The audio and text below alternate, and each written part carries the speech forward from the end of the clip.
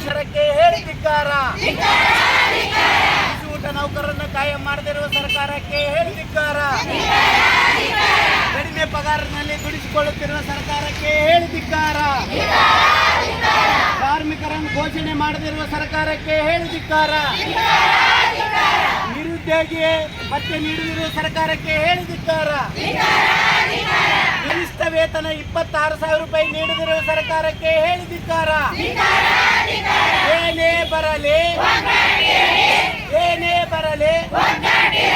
ನೌಕರಿಗೆ ಕಿರುಕುಳ ನೀಡುತ್ತಿರುವ ಅಧಿಕಾರಿಗಳಿಗೆ ಹೇಳಿ ಧಿಕ್ಕಾರ. ಮಲ್ಲಯ್ಯ ಕೋಲಂಪಲ್ಲಿ CIT ತಾಲೂಕಾ ಸಂಚಾಲಕರು.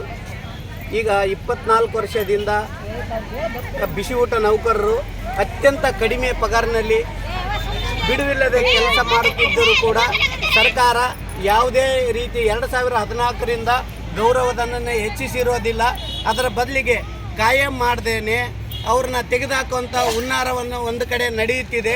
60 ವರ್ಷ ಆದವ್ರನ್ನ ಯಾವುದೇ ಇಡಿಗಂಟು ನೀಡದೆ ಅವ್ರನ್ನ ಕೆಲಸದಿಂದ ತೆಗೆದುಹಾಕುವಂಥ ಒಂದು ಹುನ್ನಾರವನ್ನು ಸರ್ಕಾರ ಮಾಡುತ್ತಿದೆ. ಅದನ್ನು ನಾವು ಬಲವಾಗಿ ಖಂಡಿಸ್ತೀವಿ.